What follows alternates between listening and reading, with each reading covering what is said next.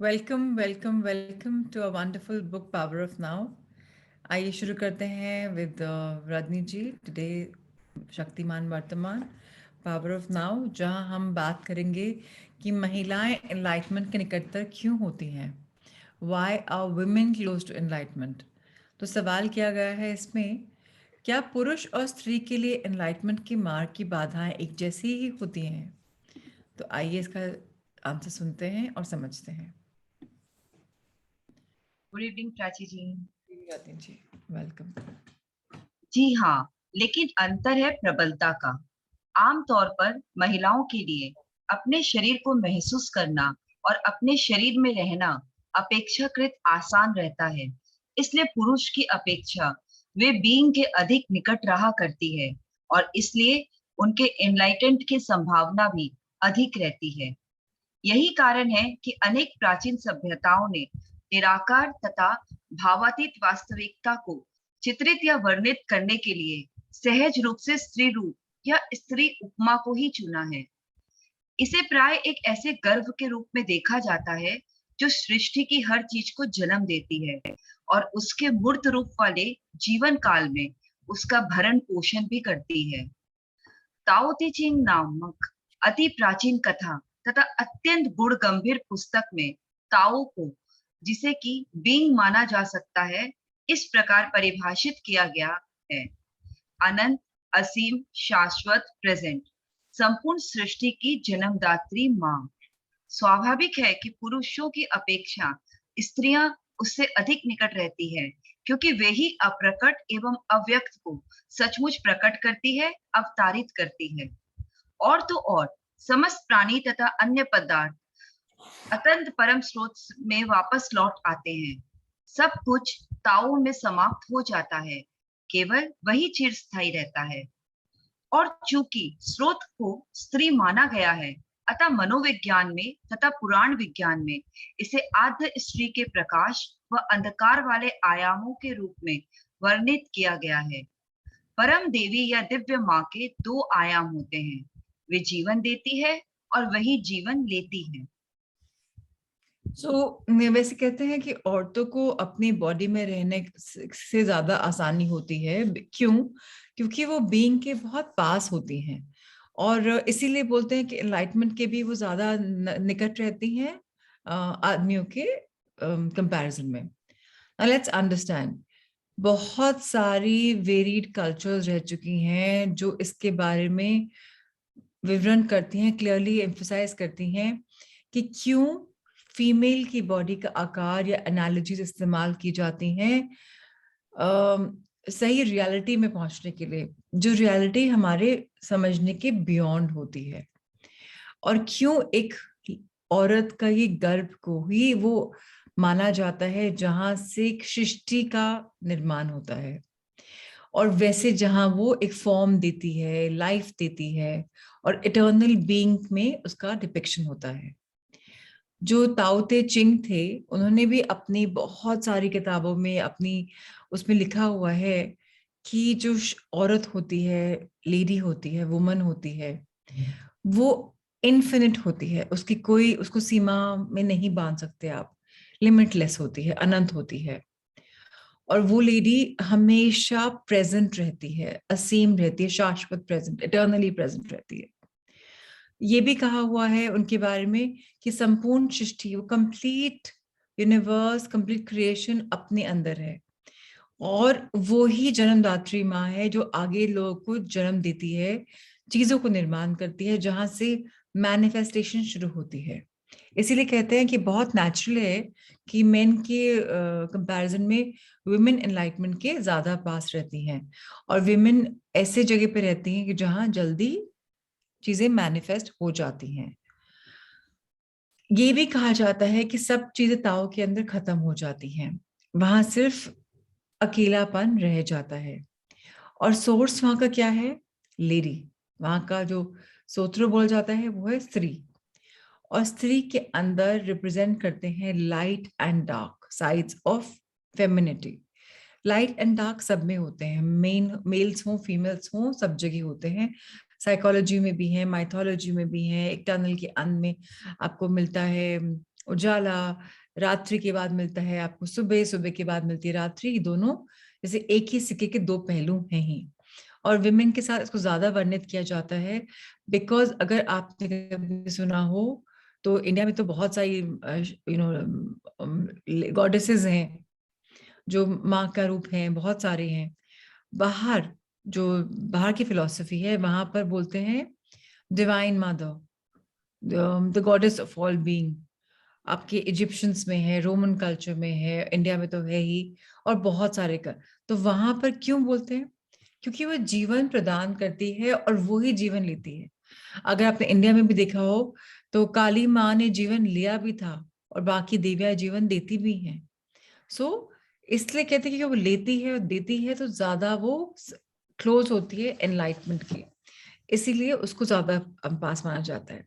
अगले दो पैराग्राफ में और पढ़ेंगे, उसको और समझेंगे। जब मनुष्य के मन का प्रभुत्व हो गया और उसका संपर्क जब अपने दिव्य सार सत्व के साथ नहीं रहा, तब मनुष्यों ने ईश्वर को पुरुष रूप में मानना आरंभ कर दिया। समाज भी पुरुष प्रधान हो गया और स्त्रियों को पुरुष अधीन बना दिया गया। मैं ये नहीं कह रहा हूं कि दिव्यता की पहले वाली स्त्री प्रधान अवस्था में वापस जाया जाए। कुछ लोग अब ईश्वर के बजाय देवी शब्द का प्रयोग करने लगे हैं। वे स्त्री व पुरुष के बीच के उस संतुलन को फिर से ठीक कर रहे हैं जो कि बहुत पहले कहीं गुम हो गया था, और यह एक अच्छी बात है। लेकिन अभी भी यह एक प्रतीक ही है, एक धारणा ही है, शायद अस्थायी प्रयोग के लिए है। बिल्कुल वैसे ही जैसे कोई नक्शा या मार्ग सूचक कुछ समय के लिए ही प्रयुक्त किया जाता है, लेकिन ये प्रतीक व धारणाएं ही तब सहायक के बजाय बाधक बन जाती है जब आप इन तमाम प्रतीकों व धारणाओं से परे की वास्तविकता को जानने की तैयारी कर रहे होते हैं। हालांकि यह सच तो फिर भी बना ही रहता है कि मन की शक्ति का बल हमेशा पौरुषेय ही रहता है। मन प्रतिरोध किया करता है, नियंत्रण अपने हाथ में लेने के लिए जद्दोजहद किया करता है, औरों को इस्तेमाल करता है, हेरा फेरी किया करता है, आक्रमण करता है, हत्याने और कब्जाने की कोशिशें किया करता है, वगैरह वगैरह। यही कारण है कि परंपरागत ईश्वर पितृ सत्तात्मक हो गया, वे नियंत्रता नियंत्रक हो गया और एक ऐसा क्रुद्ध व्यक्तित्व हो गया जिससे कि आपको डरना ही है, जैसे कि ओल्ड टेस्टामेंट में बताया गया है। टेस्टामेंट में बताया गया है। ऐसा ईश्वर तो मानव मन की ही उपज हो सकता है। जो इंसान कहते हैं कि जब अपने ह्यूमैनिटी से दूर हुए तो जो लेडी का, गॉडेस का था, उससे ट्रांसफर करके मेल पे आ गए। क्राइस्ट के टाइम पे आए तो गॉड ही डिवाइन फादर बन गए और हमने एक मेल फिगर दे दी। ये एक्चुअली बात ये नहीं है कि फीमेल इंपॉर्टेंट है कि मेल इंपॉर्टेंट है। बात ये है कि जो रिप्रेजेंटेशन को डिवाइन हम लोग बनाते हैं और करते हैं, उस समय एक लेडी का ज्यादा महत्व देते हैं, लाइक देवी का ज्यादा देते हैं देव से। इसका क्या मतलब होता है? ये कहते हैं कि जो मेल वहां कब्जा करना, कंट्रोल करना होता है। और ये नहीं कि फीमेल्स में प्रवृत्ति नहीं होती। जिन फीमेल्स में मैस्कुलिनिटी ज्यादा होती है, आपको पता होगा कि सारे ह्यूमन बींग्स में यिन एंड यांग होता है, फेमिनिन एनर्जी भी होती है, मैस्कुलिन एनर्जी भी होती है। जिन विमेन में मैस्कुलिन एनर्जी ज्यादा होती है वो उस प्रवृत्ति की होती है। कई मेल्स में बहुत ममता होती है, बहुत प्रेम होता है, उनमें फेमिनिन एनर्जी ज्यादा होती है। तो यहाँ हम एनर्जी की बात करते हैं रादर देन सेक्स की बात करना कि मेल है कि फीमेल है। जो मेल एनर्जी होती है उसमें क्या होता है कि वो अपने आप को इम्पोर्टेंट कि मैं, और उसके उसके साथ क्या होता है, रेजिस्टेंस होता है। उसके साथ क्या होता है, फाइट होती है, कंट्रोल करने का होता है, मैनिपुलेट करने का होता है, अटैक करने का भी रहता है, अपना बल दिखाने का भी रहता है, और कुछ समझने की कोशिश करना, जद्दोजहद किसी पोजेस करना, ये सब भी होता है। इसीलिए कई बार बोलते हैं कि जो गॉड हैं वो पेट्रियार्कल हैं, वो ज्यादा वो कंट्रोलिंग फिगर माना जाता है।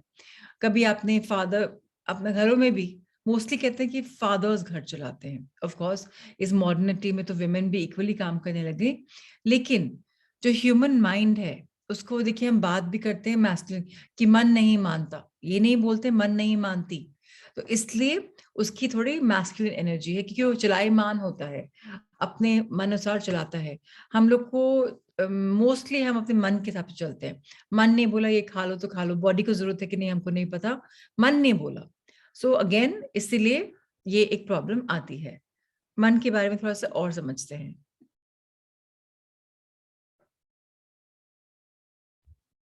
मन से पार जाने के लिए और बीइंग के गहन सत्य के साथ पुनः जुड़ने के लिए एक अलग ही तरह के गुण धर्म की आवश्यकता होती है, जैसे समर्पण, निर्णय निष्कर्ष से परहेज, एक खुलापन जो कि जीवन का प्रतिरोध करने के बजाय उसे होने दे, और सभी को अपनी समझदारी के स्नेहिल आलिंगन में रखने की क्षमता।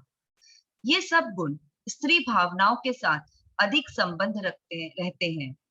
मना शक्ति कठोर और अनम्य होती है, जबकि बीइंग की शक्ति कोमल और नम्य होती है, लेकिन फिर भी वे मन के मुकाबले असीम शक्तिशाली होती है। मन हमारी सभ्यता को चलाता है, जबकि बीइंग के हाथों में हमारे इस ग्रह का और परे का भी समस्त जीवन चलता है। बीइंग वही प्रज्ञा है जिसका प्रकट रूप ही इस भौतिक ब्रह्मांड के रूप में हमें दिख रहा है। आइए समझते हैं इस बात को बहुत क्लियरली कि अगर हमें बीइंग में रहना है, रियल डीप क्वालिटी रियलिटी में जाना है, तो हमें क्या चीजें अपनानी पड़ेंगी। हमें सरेंडरिंग भाव अपनाना पड़ेगा, नॉन जजमेंट भाव अपनाना पड़ेगा, open and responsive, open and receptive होना पड़ेगा। अभी हम लोग क्या करते हैं, रेजिस्ट करते हैं, ये ऐसा नहीं हो जाए, ऐसा नहीं हो जाए, तो हम अपनी कैपेसिटी को कम कर रहे हैं और अपने प्रेम की क्षमता को भी कम कर रहे हैं, बिकॉज प्रेम से सब कुछ वेलकमिंग होता है। अब ये सारी जो गुण हैं ये स्त्री भावनाओं से रिलेटेड होते हैं, बहुत फेमिनिन एनर्जी होती है। एंड मैस्कुलिन एनर्जी जो मेल एनर्जी होती है वो माइंड की जो होती है वो क्या, अटका रहता है, किसी बात पे आ गया तो वो करके ही छोड़ता है। लेकिन जो बीइंग होता है कि I am being right now, उसकी एनर्जी क्या होती है, प्रेम से भरी हुई, सहनशीलता से भरी हुई, सॉफ्ट भी होती है, उसके रिजल्ट्स भी आते हैं, और वो बहुत ज्यादा पावरफुल होती है माइंड से ज्यादा। क्यों? क्योंकि माइंड किस पे चलता है, समाज ने क्या बोला, सोसाइटी ने क्या बोला, और कंडीशनल चलता है। लेकिन जो बीइंग होता है वो क्या चलता है कि हमारी माँ प्रकृति ने हमें प्राण दिए हैं, लव दिया है, लाइट दिया है, और बहुत कुछ दिया है। तो लार्जर पिक्चर दिखता है बीइंग। बीइंग वो प्रज्ञा है, वो इंटेलिजेंस है हम सब में, जो दिखती है, जो दिखती है इस फिजिकल यूनिवर्स में। मतलब कोई आदमी इंटेलिजेंट होता है तो दिख जाता है, मतलब उसकी बातों से दिख जाता है, उसके कर्मों से दिख जाता है कि ये आदमी इंटेलिजेंट है, इस आदमी में प्रज्ञा है। सो बीइंग वो ही प्रज्ञा है। अगर हम तभी बोलते हैं कि जो भौतिक ब्रह्मांड है, इसीलिए जो फिजिकल यूनिवर्स है, इसी में बीइंग का सबसे इम्पोर्टेंट है। और अगर हम इस बीइंग में रहना शुरू कर दें तो इससे ज्यादा बड़ी बात नहीं हो सकती। आइए एक और क्लास पैराग्राफ पढ़ते हैं इसके बारे में। आज पुरुषों की और स्त्रियों की भी अधिकांश संख्या अभी भी मन के अधीन है, यानी वे विचारकर्ता और संचित दुख के साथ खुद को तादात्म्य किए हुए हैं। दरअसल यही वह अवस्था है जो एनलाइटेंड नहीं होने देती है, प्रेम को फलने फूलने नहीं देती है। यह माना जाता है कि पुरुष के लिए तो सबसे बड़ी बाधा उसका विचार करता मन है, और स्त्रियों के लिए सबसे बड़ी बाधा उनका संचित दुख से लगाव होना है। हालांकि कुछ मामलों में स्थिति इससे उलट भी हो सकती है, और कुछ में दोनों बातें हो सकती है। सो बेसिकली अगेन मैं मेल फीमेल के बारे में नहीं जाके बोलूंगी। कई लोगों में लव को प्रॉस्पर करने के लिए लव लव लव की बातें, सब कुछ एक्सेप्ट कर लेना, बिना जजमेंट के रहना, बस लव देना, ये भी एक मानता होती है। और कई लोगों में क्या होता है, ये ऐसा है, ये ऐसा है, ये ऐसा है, हर समय थॉट्स, हर समय थॉट्स के बारे में। 1 सेकेंड जी, बीच में शायद आवाज चली गई थी क्या? नहीं। अच्छा, ओके। सो अगेन, मन जो होता है कंट्रोलर होता है। मन जो होता है male masculine energy, tight energy के साथ होता है। एनलाइटमेंट जो फीमेल एनर्जी होती है वो फलने फूलने देती है, प्रेम के साथ होती है। और जो मन होता है वो बहुत थॉट्स में फंस जाता है, अब ये हुआ, अब ये हुआ, अब ये हुआ। फीमेल्स के साथ प्रॉब्लम क्या आती है? एक्सेसिव ममता, एक्सेसिव लगाव। दोनों ही चीजें एक प्रॉब्लम आती है एनलाइटमेंट के लिए जाने के लिए। अभी जो प्रेम है ये मेल्स में भी हो सकता है, एक्सेप्ट थॉट विमेन में भी हो सकती है। लेकिन हमें इन दोनों से मुक्ति पानी चाहिए, अपने आप को थोड़ा डिटैच करना चाहिए, तब जाकर हम कहीं ना कहीं एनलाइटमेंट के पास आएंगे। अब ये भी इम्पोर्टेंट समझना कि हमें कैसे इससे फ्री होना है। महिलाओं के सामूहिक संचित दुख का अंत करना। सामूहिक मतलब कलेक्टिव, दुख मतलब पेन। फीमेल्स की बात हो रही है कि कैसे जो फीमेल्स की बॉडी में जो दर्द होता है उसको हम कैसे खत्म कर सकते हैं, कैसे अंत कर सकते हैं, कैसे डिसॉल्व कर सकते हैं। सवाल आता है, संचित दुख महिलाओं के लिए एक बड़ी बाधा क्यों है? Why is the pain body more of an obstacle for women only? आइए उसको भी समझते हैं जी। संचित दुख का व्यक्तिगत पहलू भी होता है और सामूहिक पहलू भी। व्यक्तिगत पहलू में तो व्यक्ति के निजी अतीत में उठाए गए भावनात्मक दुख तकलीफों के एकत्र अवशेष आते हैं। सामूहिक पहलू में मानव मन में एकत्र वह दुख तकलीफ आते हैं जो कि हजारों वर्षों से रोग, अत्याचार, उत्पीड़न, युद्ध, हत्या, क्रूरता, विक्षिप्तता इत्यादि के माध्यम से मिले हैं। हर एक के संचित दुख में या सामूहिक संचित दुख भी शामिल रहा करता है। सामूहिक संचित दुख में दुख के कई रूप शामिल रहते हैं। उदाहरण के लिए, जिन जाति प्रजातियों और देशों ने बहुत अधिक संघर्ष, लड़ाई, कलह और हिंसा झेली है, उनके संचित दुख औरों की अपेक्षा भारी होते हैं।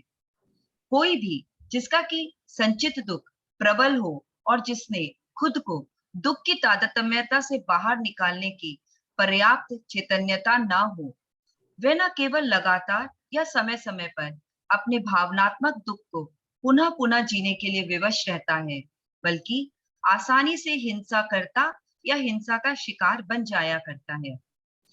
इस बात पर निर्भर करते हुए कि उनके संचित दुख में प्रधानता किस चीज की है, सक्रियता की या निष्क्रियता की। लेकिन वे एनलाइटमेंट की संभावना के निकट भी हो सकते हैं। यह बिल्कुल आवश्यक नहीं है कि आपको इस संभावना का भान हो जाए, लेकिन अगर आप किसी दुस्वप्न जैसी अप्रिय व भयावह अनुभूति या अवस्था में फंस गए हैं, तो शायद आप जागरण के प्रति अधिक प्रबलता से प्रेरित हो जाएंगे, अपेक्षाकृत उस व्यक्ति के जो कि सामान्य परिस्थितियों के केवल थोड़े बहुत उतार चढ़ाव में से गुजर रहा होता है। हमें संचित दुख के बारे में समझना है कि जो बॉडी में, फिजिकल बॉडी में जो पेन हमें फील होता है, ये क्या है? ये एक पर्सनल चीज है, एक पर्सनल एस्पेक्ट है, व्यक्तिगत पहलू है हम सबका। ये जो व्यक्तिगत पहलू है ये क्यों आता है, क्यों अक्यूमुलेट हो जाता है? जब हमें बहुत परेशानी होती है, बहुत दर्द होता है और हमने अपना विक्टिम बनाया होता है, मेरे साथ ये हुआ, मेरे साथ ये हुआ, मेरे साथ ये हुआ, मेरे साथ ये हुआ, हमारे इमोशंस इतने आगे फ्लो करते हैं कि उस इमोशनल प्रॉब्लम की वजह से हम एक बीमारी मैनिफेस्ट कर लेते हैं अपनी फिजिकल बॉडी में। और ये जब फिजिकल बॉडी में वो बीमारी आ जाती है तो बीमारी से क्या होता है, फिजिकल पेन दिखता है, हमें एक दर्द होता है हमारी बॉडी में।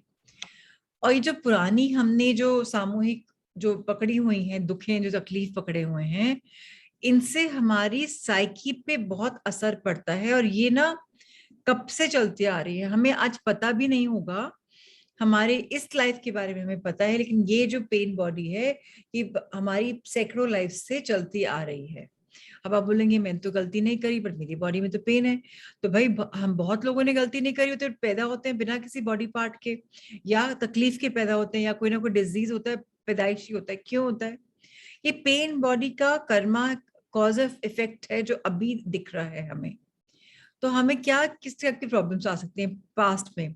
कोई डिसीज हो, किसी ने कभी टॉर्चर किया हो, किसी हम लड़ाई झगड़े का पार्ट हुए हो, मतलब कोई वॉर हुई हो, कोई क्या पता रैलीज निकाली हो, कोई टाइप का हमने संघर्ष किया हो, स्ट्रगल किया हो, कोई क्लेश किसी चीज में हो गया हो, कभी पागलपंता हो, कभी हमने कोई हिंसा करी हो या हमारे साथ हुई हो, तो इन सब से पेन बॉडी आ जाती है और एक्सपेक्टेशन भी आ जाती है।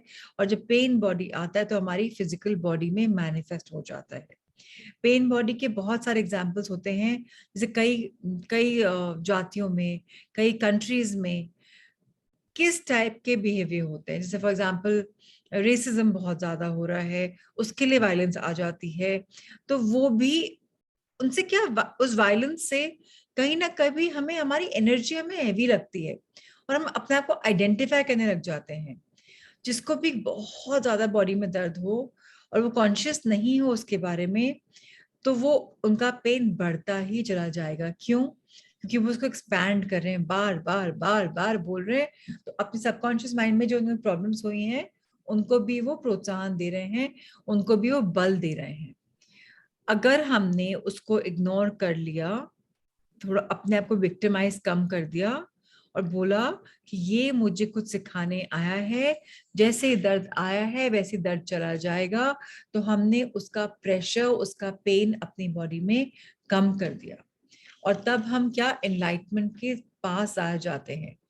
जब कभी किसी को एनलाइटमेंट आती है, जनरली कुछ ऐसा लाइफ शेकिंग एक्सपीरियंस आता है जहां वो स्पिरिचुअलिटी के पथ पे चलने लग जाते हैं। सो हमें इसको भी अगर हम समझ लिया कि कोई हमारे साथ कुछ ज्यादती नहीं हो रही, कुछ सिखाने आया है, तभी भी हम उस पेन बॉडी से फ्री हो सकते हैं, एनलाइटमेंट में जा सकते हैं। हम उसको बस एक स्वप्न की तरह मान ले, एक स्वप्न में आए हैं और सुबह उठेंगे तो स्वप्न खत्म हो जाएगा। तो ऐसा करने से हम अपने आप को कॉन्शियस बना रहे हैं और कॉन्शियस लिविंग के साथ साथ पेन कम होता चला जाएगा। जी। अपने निजी संचित दुख के अलावा भी हर स्त्री उस संचित दुख में भी अपना एक अंश रखती है, जिसे सामूहिक स्त्री संचित दुख कहा जा सकता है, जबकि वे पूर्ण चैतन्य नहीं हो जाती। इसमें निहित रहता है स्त्रियों द्वारा हजारों वर्षों से सहन वहन किया जाने वे एकत्र दुख, जो उसने पुरुष द्वारा किए गए उनके दमन के जरिए और दास्ता, उत्पीड़न, बलात्कार, प्रसव, बच्चे की मृत्यु इत्यादि के जरिए पाए हैं। और वे भावनात्मक तथा शारीरिक पीड़ा, जो कि स्त्रियों को मासिक धर्म से पहले और उसके साथ हुआ करती है। इस संचित दुख का वह सामूहिक पहलू होता है, जो कि अपनी सुषुप्त अवस्था में से उस समय जाग उठता है, हालांकि यह कभी भी जाग सकता है। यह पहलू जीवन ऊर्जा को शरीर में से मुक्त रूप से प्रभावित होने में बाधा डालता है। यह मासिक धर्म उसी का प्रकट शारीरिक रूप होता है। यहाँ थोड़ा ठहरकर हम यह देखें कि यह मासिक धर्म एनलाइटमेंट का एक अवसर कैसे बन सकता है। अब हम अगले पैराग्राफ में देखेंगे कि एनलाइटमेंट का कैसे अवसर बन सकता है। अभी हमें समझना ये बात है कि हमारी बॉडी में कुछ हमें पेन अगर आ रहा है, और सब औरतों के तो हिस्से में होता ही है पेन, जब तक अगर वो कॉन्शियस होती है तो पेन भी नहीं होता है। अब पेन किस प्रकार का होता है? पेन इस प्रकार का होता है, पहले की लाइफ में, अभी हमको इस लाइफ में नहीं पता, क्या पता हम दासी थे, क्या पता हमें एक्सप्लॉइट किया गया था, क्या पता बलात्कार हुआ था, प्रसव तो 90% हुआ ही होगा, चाइल्ड बर्थ तो किया ही होगा किसी ना किसी में, बच्चे को लूज भी किया होगा पहले की लाइफ में, अभी की लाइफ में खास बात नहीं, पहले। और ये हजारों हजारों हजारों लाइफ से होता चला जा रहा है। और हमारी बर्थ भी, एक बर्थ लिया, डेथ हुई, फिर बर्थ लिया, फिर डेथ हुई। हमारे सनातन धर्म में बोलते हैं कि सोल कभी नहीं मरती, सोल एक के बाद एक रूप लेती है, और सोल के साथ कॉन्शियसनेस भी रहती है।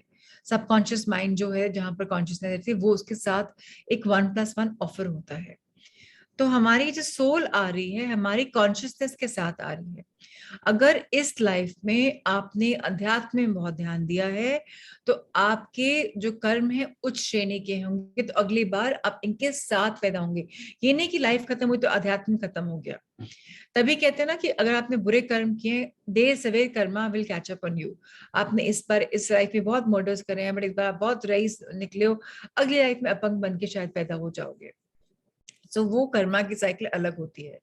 अभी हम जो इमोशनल और फिजिकल पेन बॉडी की बात कर रहे हैं, अभी कई लोग को मेंस्ट्रुएशन में पीरियड्स के समय बहुत प्रॉब्लम आती है, और जो लोग उसमें भी कॉन्शियसनेस लेते हैं कि ये तो एक फेज है, उनका प्रसव का पेन भी कम हो जाता है।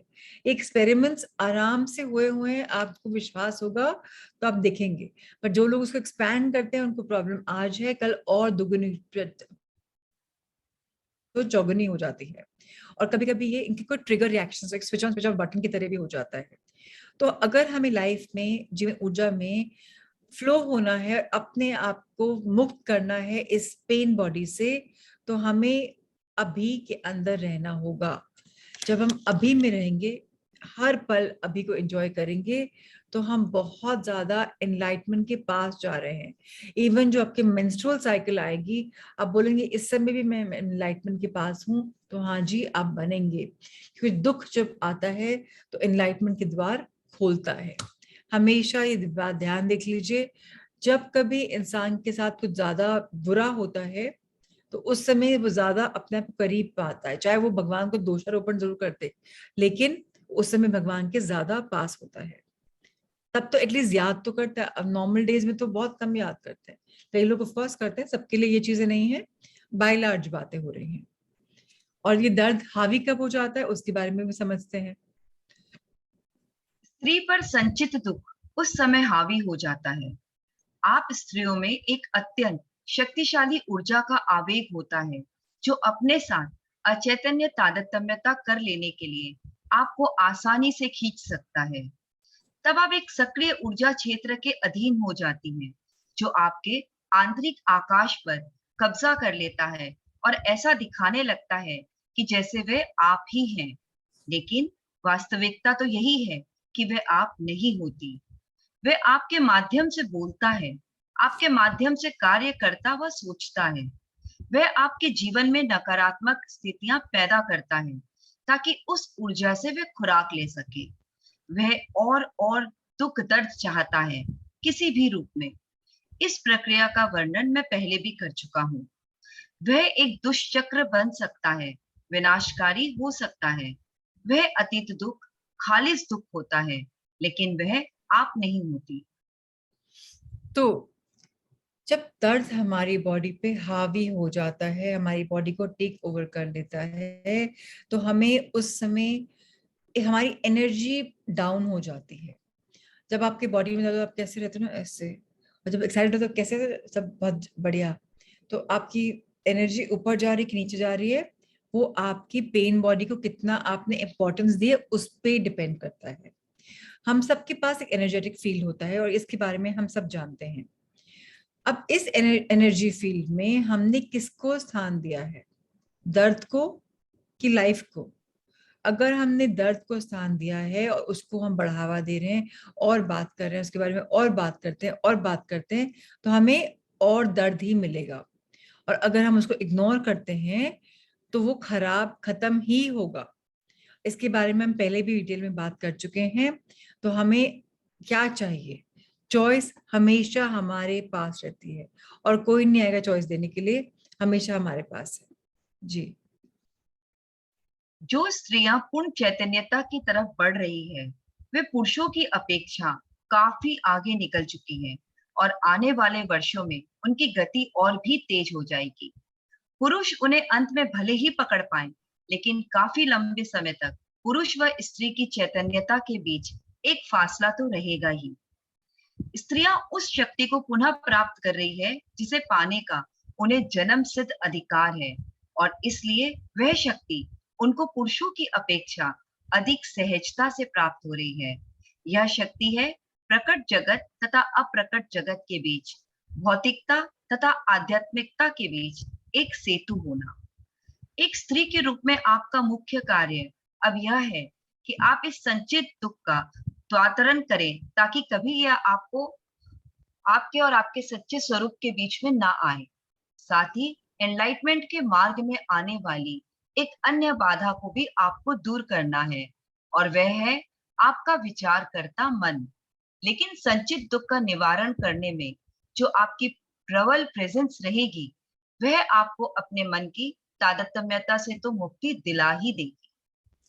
सो अगेन गौर करने की बात है कि बहुत सारे लेडीज एनलाइटमेंट के पास आ रहे हैं। अगर आप देखें, सत्संग होते हैं या कुछ अच्छी कॉन्वर्सेशंस होती हैं, विमेन ज्यादा होती हैं, मेन कम होते हैं। मैं ये नहीं बोल रही अब तो मेन में भी अवेयरनेस बहुत ज्यादा हो गई, बट ऐसा क्यों हो रहा है? ऐसा इसलिए हो रहा है कि विमेन के साथ जो वो अब उसको वो वापस उसको यूज कर रही हैं।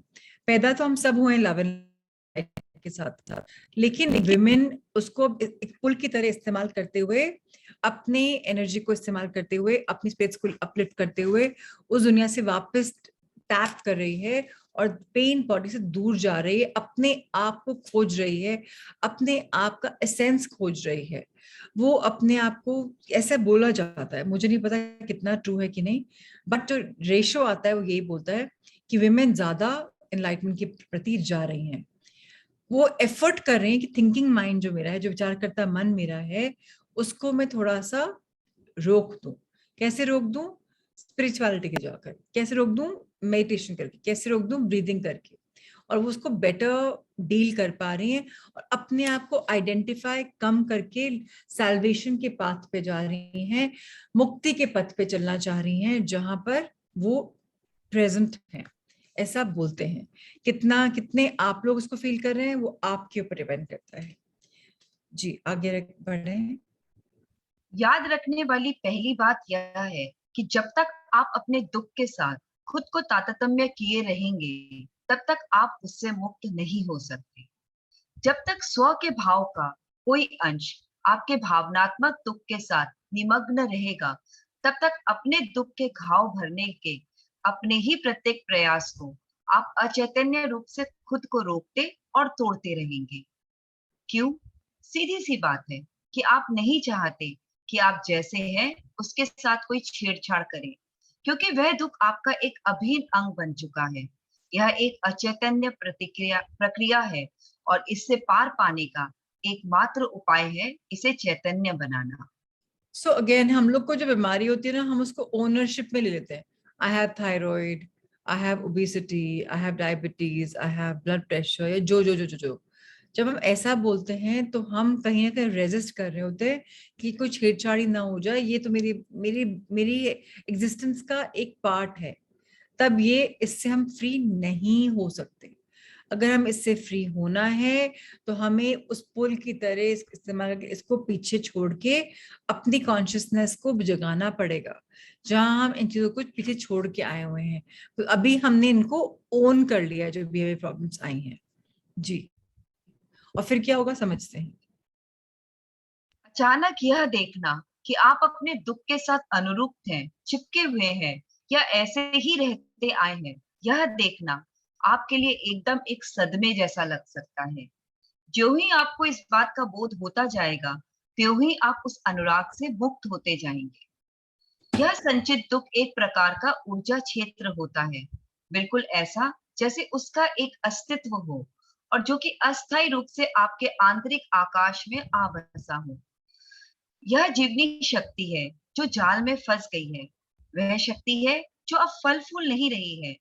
निश्चय ही संचित दुख उन कुछ बातों के कारण से है जो कि अतीत में हुई है।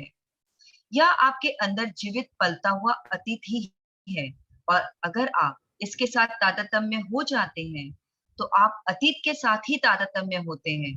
यानी खुद को शिकार का मान बैठना और यह विश्वास कर लेना कि वर्तमान की अपेक्षा अतीत अधिक सशक्त है, हालांकि यह बात सत्य के विपरीत है। यह भी एक विश्वास ही है कि दूसरे लोग और उनके द्वारा आपके प्रति किए गए कार्य जो आप अब हैं उसके लिए, आप आपके भावनात्मक दुख के लिए और आपके अपने वास्तविक स्वरूप में ना हो पाने के लिए जिम्मेदार हैं। जबकि सत्य यह है कि जो एकमात्र शक्ति यहाँ है वह इस पल में, यानी वर्तमान पल में ही समाई हुई है। वह आपकी प्रेजेंस की शक्ति है। जब आप इसे जान जाएंगे, तब आप यह भी जान जाएंगे कि आपके अंदर के आकाश के लिए आप ही जिम्मेदार हैं और कोई नहीं। और यह भी कि अतीत अब की ताकत के सामने ठहर नहीं सकता।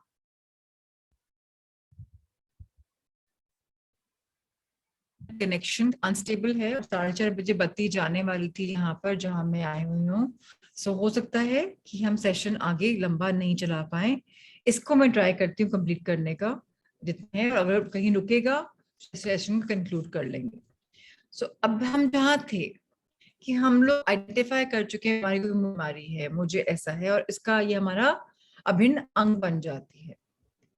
जब हमें एकदम से जब हम अनुरक्त हो जाते हैं, जब हम एकदम से अपने आप को आगे बढ़ाते हैं उस पैटर्न पे जहां हम समझ पाते हैं कि यार मुझे सदमा हुआ था, मुझे रियलाइज करना है, शक हो गया मुझे कि ये क्या चीज हुआ। अगर मैंने उस समय उस चीज का बोध कर लिया और अपनी अटैचमेंट को उस समय तोड़ लिया, तो मेरी जो एनर्जी फील्ड है वो बरकरार रहेगी। नहीं तो क्या होगा, मेरी एनर्जी फील्ड में नेगेटिविटी नेगेटिविटी नेगेटिविटी और बढ़ जाएगी और जो बीमारी है वो बढ़ बढ़ के और आगे चली जाएगी। बहुत इंपॉर्टेंट है हमें इस नेगेटिव पैटर्न को तोड़ना, अपने अंदर बीमारी को एक जिसमें हम ट्रैप हो चुके हैं, फंस चुके हैं, जेल हो चुके हैं, उससे अपने आप को फ्री करना, अपनी एनर्जी को फ्लोइंग बनाना, जो हमेशा फ्लो करती रहती है। और ये सब कैसे होने वाला है? जब हम पास्ट में रहना बंद कर दें, अतीत में रहना बंद कर दें, जहां क्या हुआ, क्यों हुआ, कैसे आप विक्टिम बने, उसको बात करना छोड़ दें, उसको सोचना बंद कर दें। जब तक हम विक्टिम आइडेंटिटी के साथ अपने आप को रिलेट करते हैं, तब तक हम लाइफ में फ्री नहीं हो पाएंगे। इसीलिए कहते हैं रात को सोने से पहले फॉरगिवनेस देना बहुत इंपॉर्टेंट है, वेरी इंपॉर्टेंट, बिकॉज हम लोग कहीं ना कहीं अपने मन में किसी ना किसी के लिए गांठ बना के बैठे हुए हैं। अब वो कोई भी गांठ किसके लिए भी हो सकती है, लेकिन वो हमारी खुद की जर्नी पे हमें स्लो डाउन करती है। हमारी बॉडी में कुछ पेन से कुछ भी टाइप की बीमारी अगर है, तो ये एक प्रूफ है किसी ना किसी से हमने गांठ बना के हम बैठे हुए हैं और हमने अपने आप को विक्टिम बनाया हुआ है कि मेरे साथ ऐसा हुआ था। और हमें समझना चाहिए इस बात को बहुत क्लियरली, हमारे साथ जो कुछ होता है जब होता है किसी रीजन के लिए होता है, ऐसे ही नहीं कोई कर लेता। हमने उस रीजन से किसी कोई ना कोई निमित्त मात्र बनता है वो मैसेज हमें पहुंचाने के लिए। बट क्या हम इंटेलिजेंट है समझने के लिए कि मेरे साथ क्यों हुआ? नहीं, हम तो विक्टिम मोड पे चले जाते हैं, अपने आप को शिकार मान लेते हैं। और जब हम इस आइडेंटिफिकेशन के साथ रहते हैं कि आई एम द विक्टिम, तो हमने एक बिलीफ सिस्टम सेट कर लिया अपनी लाइफ में। और जब बिलीफ सिस्टम सेट कर लिया, उसी से हमारी सारी प्रॉब्लम शुरू हो जाती है, हमें विश्वास हो जाता है कि this is what it is. और फिर पैटर्न चलना शुरू होता है, हम सोचा हम बीमार पड़े, सोचा हम बीमार पड़े। बीमार कैसे पड़ सकते हैं? कुछ चीज रॉन्ग भी हो सकती है जो हमारे अनुसरण से कुछ नहीं हो रही। सच क्या है? सच बस इस पल में है, वर्तमान पल में समाया हुआ है। इसी को में पावर है, इसी में प्रेजेंस है। अगर हमने इसको रियलाइज करना शुरू कर दिया तो हमारा अंदर का स्पेस भी बेटर हो जाएगा। कोई दुनिया में नहीं आएगा हमारे अंदर की स्पेस को बेटर करने के लिए, कोई नहीं आएगा हमें अब की पावर ताकत दिखाने के लिए। समय के बियॉन्ड कुछ नहीं हो सकता। Power of now is everything. Time ठहर जाएगा, हम ठहर जाएंगे अगर हम इस बात को आइडेंटिफाई कर लें। एकदम से अंदर उल्लास फील होगा, पीस फील होगा, and that is the most important for today's learning. What do you want to understand Anita? एक बार आप अपने आप को अनम्यूट करिए, मुझे समझ में नहीं आया आप क्या समझना चाह रहे हैं। मैम मुझे एक चीज ये समझ में नहीं आई कि जैसे मैं भी जो बीमारी से मैं गुजर रही हूँ, मैं समझ नहीं पाई उसका कारण। हाँ, पर ऐसा लगता है कि इसमें कुछ आंसर मुझे मिल तो रहे हैं, लेकिन ये जो एक पैरा है जो जब आप एक्सप्लेन कर रही थी, तब मैं ये समझ नहीं पा रही थी। इनिशियली जो आप बोल रही थी ना, वो मैं Okay. समझ नहीं पाई। तो मैं आपको समझाती हूँ।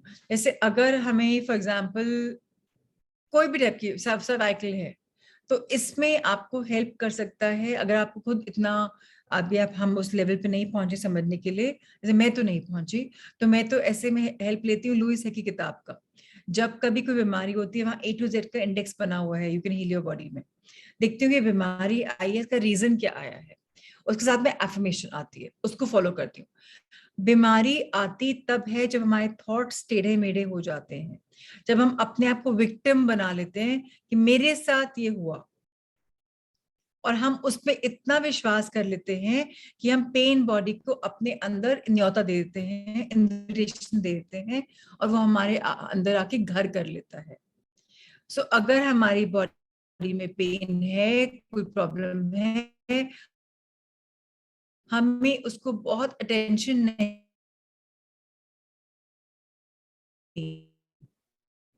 इतना अटेंशन देंगे मैं आपको, मैंने शायद बताया हो सकता था, राइट पाउंड ट्विस्ट हुआ, फिर लेफ्ट पाउंड ट्विस्ट हुआ, मैं ब्लैकआउट हो गया।